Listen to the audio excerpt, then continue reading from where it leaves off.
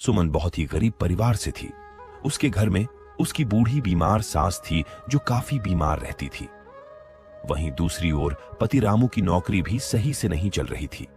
सुमन दिल की बहुत अच्छी थी, लेकिन अपने रंग के कारण वो आने जाने में बहुत संकोच करती थी, क्योंकि लोग उसे उसके रंग के कारण उसे काली कलौटी बुलाया करते थे। ऐसे में वो घर का खर्चा कैसे उठाती? जब भी सुमन बाहर काम की तलाश में जाती तो लोग कहते अरे देखो देखो, काली कलौटी कहाँ जा रही है। जैसे ही ये खुद है वैसा ही इसका पति है। और अब तो मैं देख रही हूँ इसका पति घर से बाहर भी नहीं निकलता। हाँ बहन, लगता है उसके पति का काम छूटा है, इसीलिए वह बाहर मुंह ढककर काम की तलाश में जा रही है। अरे वाह, आप तो बहुत इंटेलिजेंट औरतें हो, है ना? बिल्कुल सही समझा तुमने, कलौटी रवीना। मुझे पता है आपको इतनी खबर कैसे है, क्योंकि आप दोनों की नजर मेरे दरवाजे पर हमेशा रहती है और आपके कान मेरी दीवारों पर चिपके रहते हैं, जिससे आप निगरानी करती हैं। शर्म कीजिए कि आप ऐसे दूसरों के घर में झांकती हैं।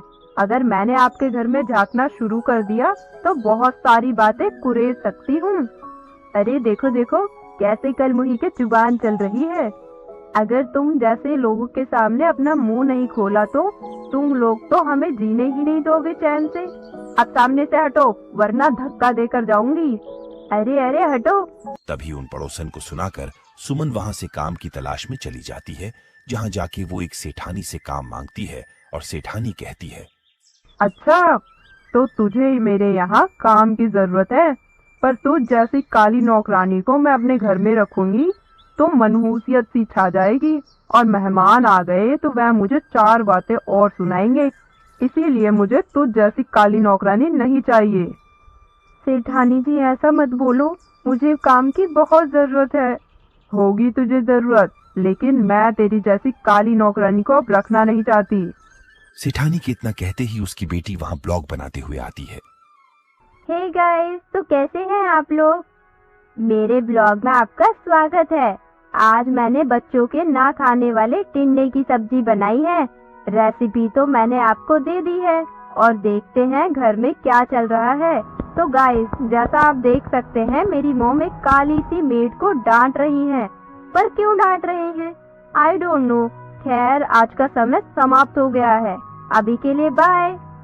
बाद में मिलते हैं आपसे अगले व्लॉग में। अरे तू अभी तक गई नहीं काली कलूटन कहीं की? सेठानी की बात सुनकर सुमन आंखों में आंसू लेकर वहां से बाहर निकल आती है। परेशान सुमन जब घर आती हैं तो उसकी सास उमा बोलती हैं, अरे बहू, क्या हुआ? तू इतनी उदास क्यों है? तुझे कोई काम नहीं मिला क्या? नहीं माँ जी, मैंने बहुत कोशिश की, लेकिन लोगों ने मेरे कालेपन का मजाक उड़ाकर मुझे काम देने से इनकार कर दिया। हमारे घर का खर्चा कैसे चलेगा और आपकी दवाई कैसे आएगी?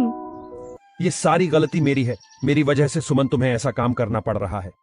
अरे आप ऐसे मत बोलो, ये तो भगवान की एक परीक्षा है जिसमें हम सबको साथ मिलकर हर चुनौती को पार करना है। वैसे रघु जी, आप जानते हैं ये ब्लॉग क्या होता है? मुझे पता है, आजकल लोग YouTube पर अपने फोन से वीडियो बनाकर डालते हैं, उसे ब्लॉग कहते हैं और ढेर सारे ब्लॉग बनाने पर पैसे भी मिलते हैं। लेकिन हम किस चीज की वीडियो बनाएंगे? हमारे पास भी तो फोन है, हम भी वीडियो बना सकते हैं। लेकिन हम किस चीज की वीडियो बनाएंगे? अरे बहू, तू चिकन बहुत अच्छा बनाती है। क्यों ना तू एक चिकन का छोटा सा ढाबा खोल ले, जिसकी हम वीडियो बनाया करेंगे और YouTube पर डाला करेंगे। माँ जी, आइडिया तो बहुत अच्छा है, लेकिन इसके लिए पैसे कहाँ से आएंगे? उसकी चिंता तुम मत करो, मैं अपने दोस्तों से कुछ उधार मांग लेता हूँ, फिर हम अपना ढाबा खोल लेंगे और फिर YouTube से भी पैसा आने लगेगा तो मैं उसके पैसे लौटा दूंगा। सुमन और उसकी सास को ये आइडिया अच्छा लगता है। फिर वो पैसों का इंतजाम करता है। फिर अगले दिन से सुमन और उसकी सास एक छोटे से ढाबे को खोलती हैं, जहां सुमन अलग अलग प्रकार के चिकन बनाती हैं और लोगों को बुलाती हैं। आइए आइए, chicken biryani, tandoori biryani, chicken mutton, pulao, मटर चिकन, 30 रुपए की प्लेट। अरे मुझे जरा 2 चिकन प्लेट पैक कर दीजिए। अरे सुमन, मैं ब्लॉग के लिए शूट कर रहा हूँ। 1 2 3 स्टार्ट। तो गाइस, सुमन के चिकन ढाबे में आपका स्वागत है।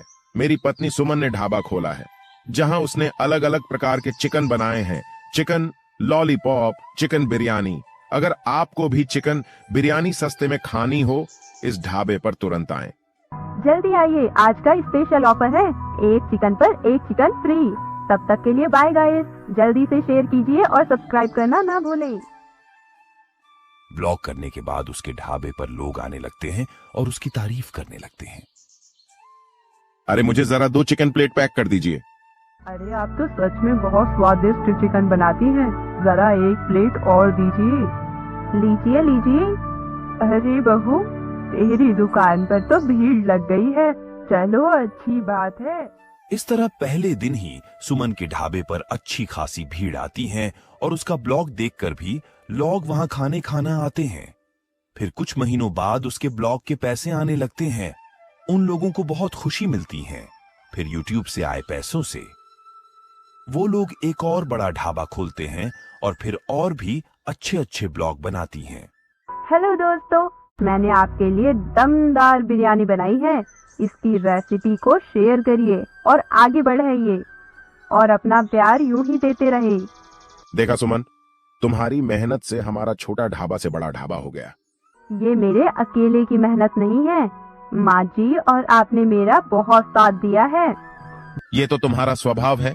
इस तरह से सुमन रोज अपने ढाबे पर ब्लॉग बनाती है। उसका ब्लॉग देखकर लोग दूर दूर से उसके ढाबे पर आते हैं। फिर देखते ही देखते कुछ सालों में ढाबे और ब्लॉग से लाखों रुपए आते हैं, जिससे वह धीरे धीरे अमीर बन जाते हैं और घर, गाड़ी, बंगला सब उसके पास होता है। बहू, आज मुझे तेरे मेहनत लगन पर बहुत गर्व हो रहा है। कहाँ हमारे पास एक समय खाने को भी नहीं था और अब लाखों रुपए के मालिक हैं। हम तीनों के नाम पर रेस्टोरेंट है। सच में बहुत ही कमाल कर दिया तूने। अरे माँ जी, ये सब मेरे अकेले की मेहनत नहीं है। आपने और रघु जी ने इसमें मेरी बहुत मदद की है। अगर आप दोनों साथ नहीं होते तो हम इतना सब कैसे हासिल कर पाते। अरे आप दोनों सास बहू ऐसे ही बातें करती रहोगी या दूसरा ब्लॉग भी बनाओगी?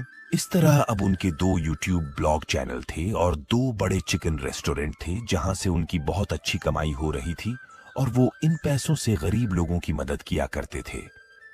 इस तरह वो खुशी खुशी रहने लगते हैं। दोस्तों, अगर वीडियो पसंद आई हो तो वीडियो को लाइक एंड चैनल को सब्सक्राइब करना ना भूलें। मिलते हैं आपसे अगले वीडियो में।